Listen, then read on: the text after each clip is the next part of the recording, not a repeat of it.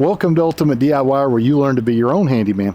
And today we're going to be working on this modernistic home, and we are going to put in some expansion joints, and we're going to work on a bunch of drywall. So let's go inside and take a look at what all we got going on.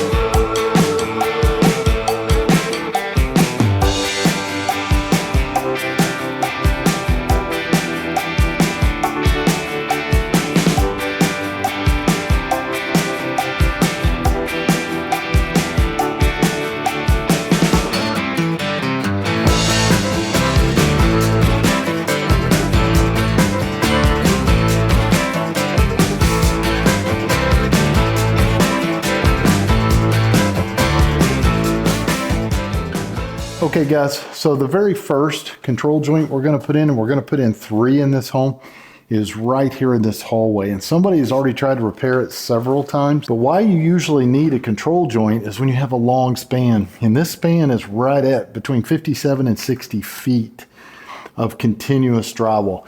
When you have that much continuous drywall, you're generally going to put something like this expansion joint, and you're going to install that where your crack is. And it doesn't always have to be exactly where your crack is, as long as it's in the general area and you break that span. Now, if you have a crack and it happens to not be where you're going to install this, you're going to have to fix the crack, and you're going to have to install your control joint.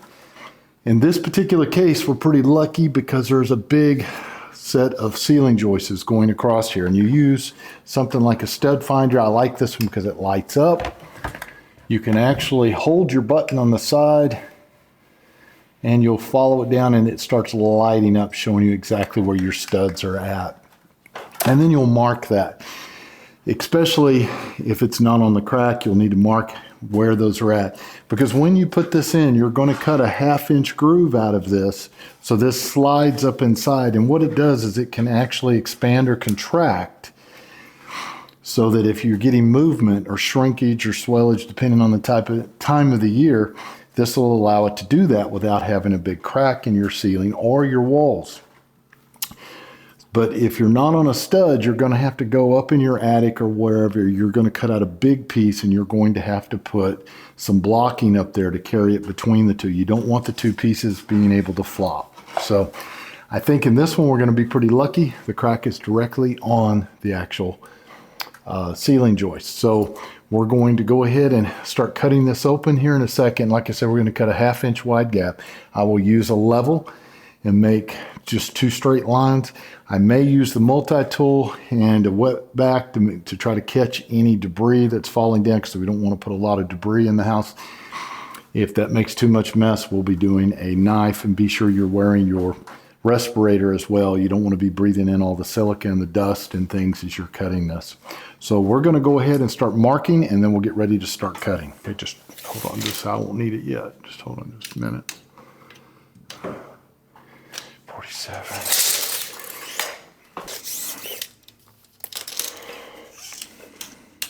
So all you do, guys, is you use just regular cutters, snips, and you'll snip this thing all the way off.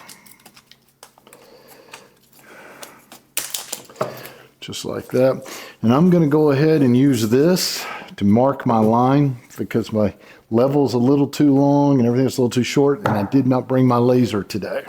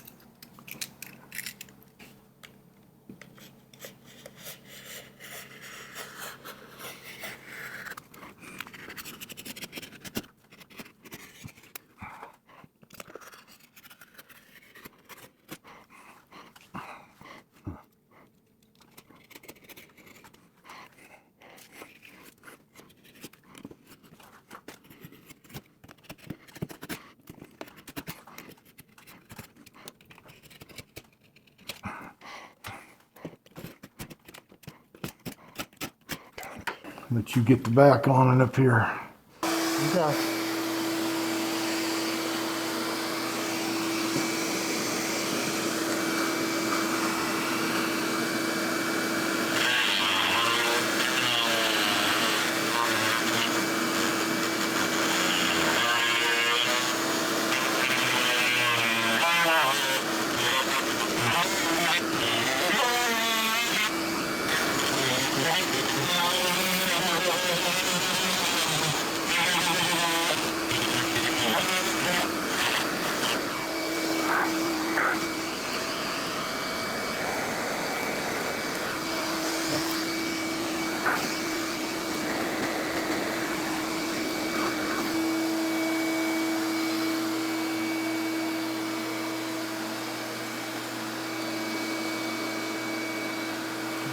It'll work. Up.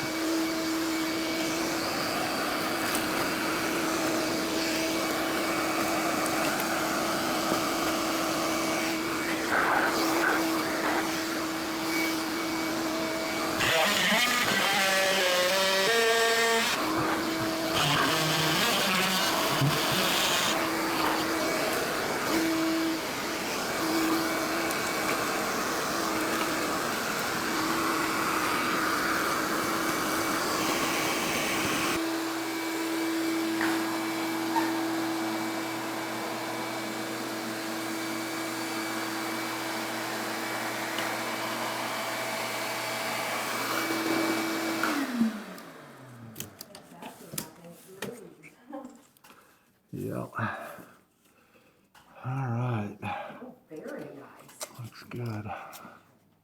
Okay, guys, we've got everything cut out. There's good wood blocking already behind here. We're right on top of the actual joist, so we're perfect. And we're actually a little bit over on the left side, which is really good. It allows for a little bit more expansion, but it is cut out nice and clean. No screws are in the way. We have already cut the expansion joint to fit, so it's simply going to be the part that is notched or V'd goes up into the ceiling, just like this. And before I actually put it in, I am going to put some spray adhesive like this here on it, and then I'm going to staple it. Then we'll come back and add some hot mud to get things going. So let's go ahead and put the adhesive on. And we'll spray.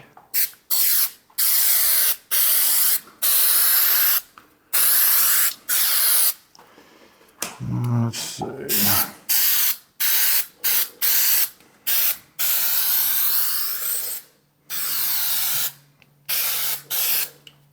Trying to keep it off my fingers.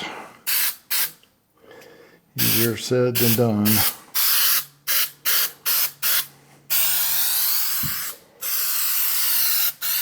All right, that should be plenty. Now work it up into place. All right, just like that. And I'm using 1/2-inch staples. And I'm going to put some in. Make sure that we are not falling out.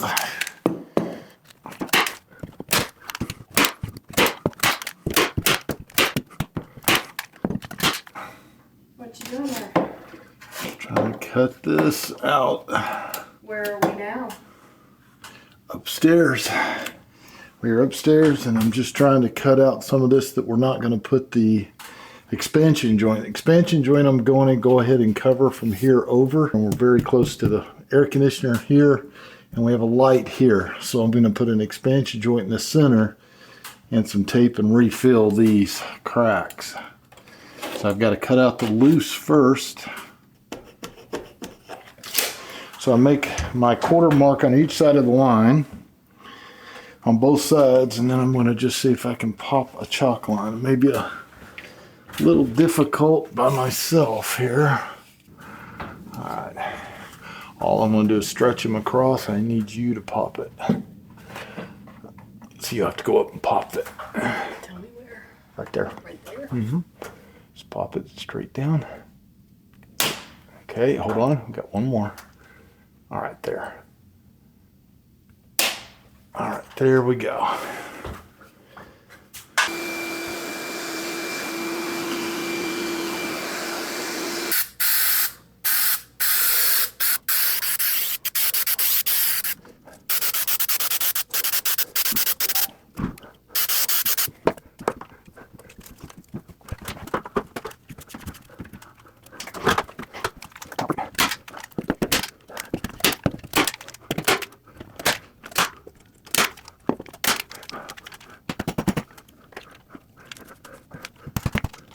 All right, guys, this is another one of the rooms that have a crack. Now, this room's not real big.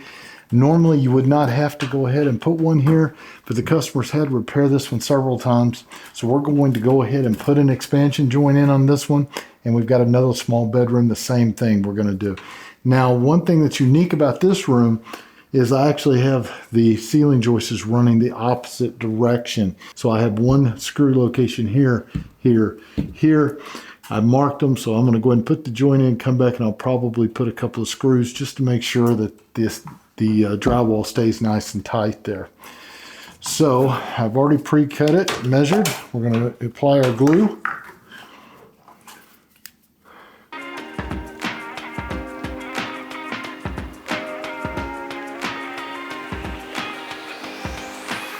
All right, so that should do it. And put it into place.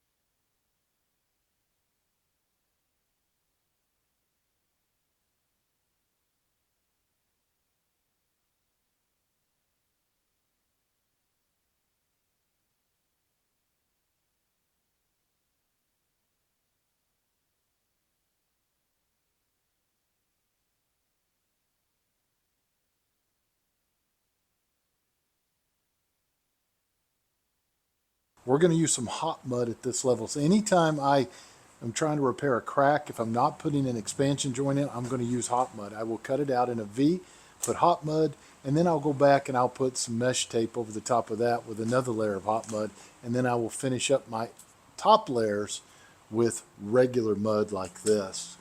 So this particular job is a level 5, so it's going to have quite a bit more mud going on to get it really smooth. But how I'm going to mix this is the 20-minute. What that means is the 20 means that this mud is going to set up in 20 minutes. You got to move quick and get it on the wall. So I'm going to put some in here like so.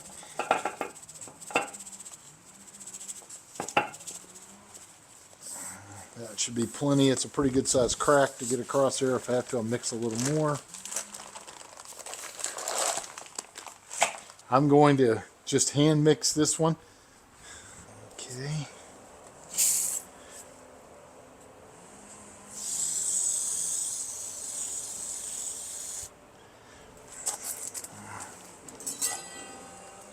So normally I use an egg beater on this stuff, but I'm going to just be mixing this one by hand today. If you've watched any of my other videos, I do it quite a bit by hand. But if you want to make this process a little faster, get you a little egg beater and you can put it in your drill, and then you can mix this little dry mix up really fast in smaller portions.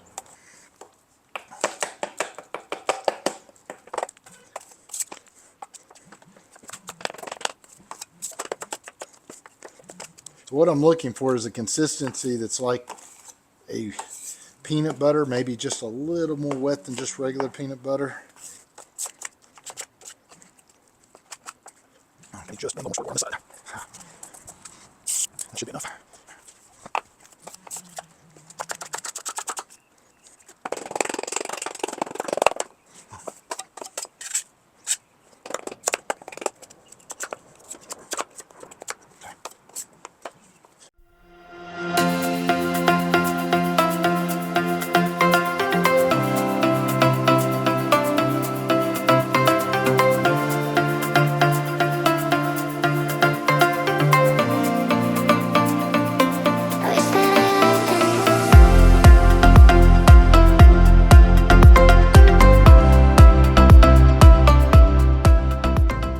All right, guys, so once you get everything cut out and you get your expansion joint in, you're going to notice that this sticks down quite a ways. Well, that will actually break off and tear off so that it looks level once everything is mudded.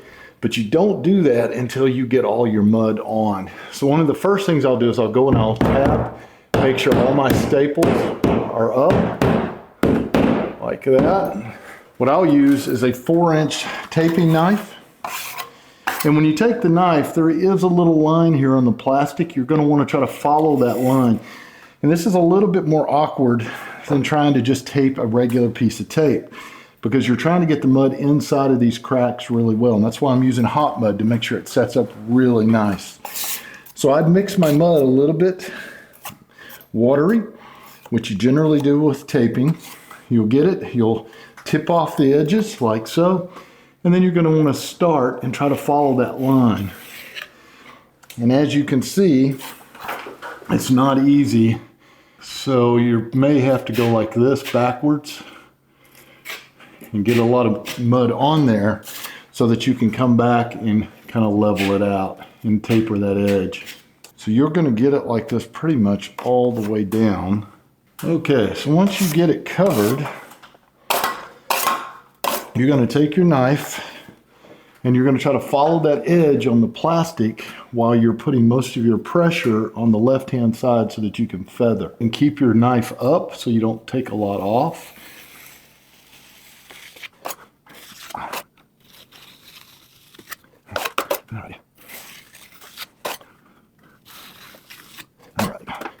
All right, so guys, it's the next day, and we're going to do a little bit of wet sanding to keep the dust down and clean it up, and then we're going to go over it with a thin coat of mud.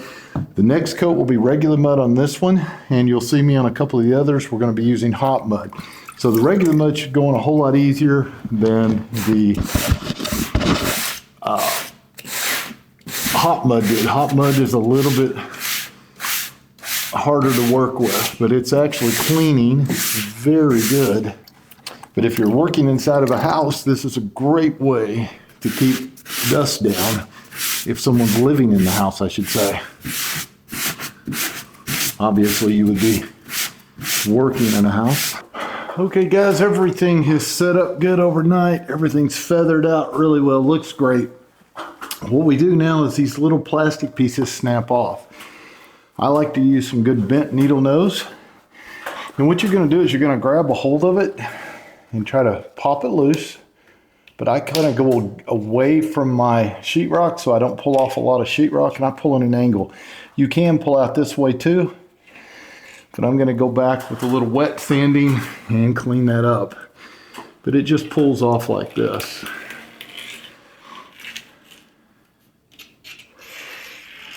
All the way down. Just like that, there's your plastic. Let's get the other one.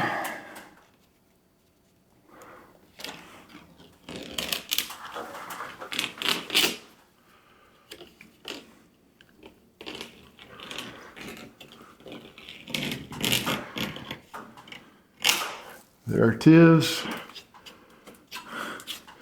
And now we're going to wet sand a little and clean up everything and make it look nice and pretty. And if I have to touch up any with a little mud, we will before we paint. All right, guys. So now we're going to start applying our primer and paint.